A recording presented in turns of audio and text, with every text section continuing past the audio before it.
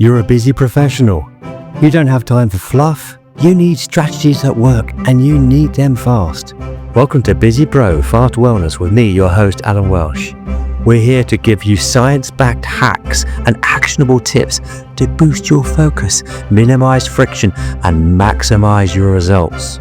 Less time, more impact. It's time to get well, stay strong, and thrive. Let's get to it. Hello, everyone. I hope you're all doing well. You're keeping fit and well hydrated, etc. Today's episode is going to be a little different. It's a bit of an unscripted moment for me, an unscripted episode as well, for that matter. It's more of a reflection on my journey and also feeding that into how this can help others as well along the line. So I'd like to ask this question to begin with. What do you do when you've poured your heart into something, but by all accounts, very few people are paying any attention? When the metrics are, to put it mildly, a bit discouraging. And that's exactly where I found myself recently with this podcast. I genuinely believe that the content I create is useful and it could serve so many people. Yet, unfortunately, the number of people consuming my content is dismally low. And I'd be lying if I said the thought of quitting hadn't crossed my mind. Well, it has, but only fleetingly, because, luckily, my natural inclination has never, ever been to give up. My inclination is to take stock, reanalyze, and continue down my path with a quiet, stubborn optimism that things will improve. I've been in scrapes before many times, and one example that springs to mind now as I'm speaking is when I was a student and I was doing my degree in music. I wasn't there particularly to study in my first year. I know it sounds mad, but I just wanted to live the life, and I did that in the first year, very much, too much hedonism, and I screwed up elements of that year and had to redo them again. So I lost a year, basically. But I buckled down and I totally changed my way of working, organized myself. Everything turned out extremely well over the next couple of years. So a 3-year degree became a 4-year degree. But anyway, I'm not so naive that I think I'll be the next Mel Robbins or Simon Sinek. And I wouldn't want to be, because they have their voice and I have mine. The content I'm creating, the journey that I'm on, and the perspective I offer is unique. And that for me alone is worth continuing for. It may not lead to fame and riches, but I can assure you, it leads to integrity. And I'm going to continue to believe in its value, whether there are 5 listeners or 500,000. Now, we've all had setbacks. We've all had to face them. And they're a perfect test of that mindset.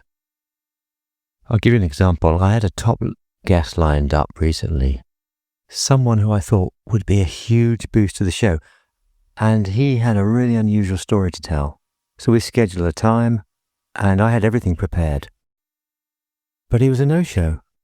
The first time, and then again the second time when we rescheduled. Everything was ready, but absolutely nada. Okay, yeah, he was apologetic. And there was even some talk of a third reschedule. Now at that point, many people would say, screw that guy. What a time waster. And I could take that approach. But it would serve absolutely no purpose. It would only waste my energy. So, I won't pursue him for now. Maybe down the line we could try again.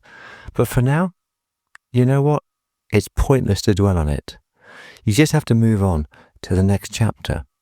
So what's my plan now? Well, my plan certainly isn't to quit. It's to pivot. I'm going to stay steadfast with what I believe in, but I'm going to start experimenting and adding a little bit of video content. I've already tried that. That's not really worked. I'll try reaching out to more potential guests. In fact, I have done that, and I'm getting a few guests come on as well over the next month. So that's an exciting path to be on, I have to say.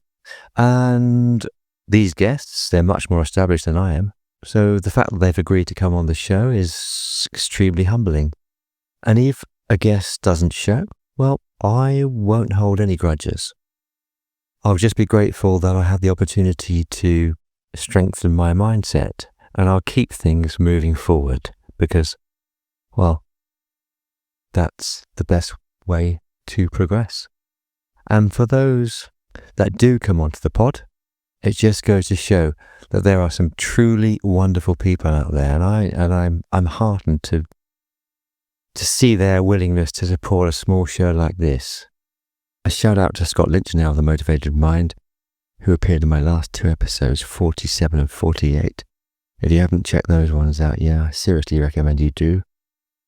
Anyway, I'm focusing on the process of creating content that will help others, the process of reaching out to people, the process of learning and growing. And I'm choosing to cherish that journey itself, not the result. Because the wins aren't in the number of downloads, although that would be fantastic, of course, I won't lie, but rather they're in the connections I'm making and the feedback I'm receiving from the very few who listen, and it's very positive, I have to say. So I'm cool with that. And I do have something which I've written down here, or I've typed out. It's about podcasting. It's a reality check. And so this helps me as well to stay on track. 90% of podcasts don't survive past episode 3. I mean, that's an amazing stat, isn't it? Of the remaining 10%, 90% won't reach episode 20. So if you get to episode 21, apparently you're in the top 1% of persistent podcasters. So just hitting this milestone is rare. And this is episode 49, I believe. I'm well up there on those stats. So if you're out there listening and you're striving for something, whether it's to excel in a sport, a career, or any personal goal for that matter, I urge you to adopt this mindset. Cherish the process, not the result, because that's where true joy and meaning are found. And to those of you who've been with me on this journey, I thank you and I cherish you. And to those new listeners, I warmly welcome you. My one takeaway from this podcasting journey is this. It's not the destination, it's about the conscious decision to move forward, to pivot when necessary, and to find the joy in the doing.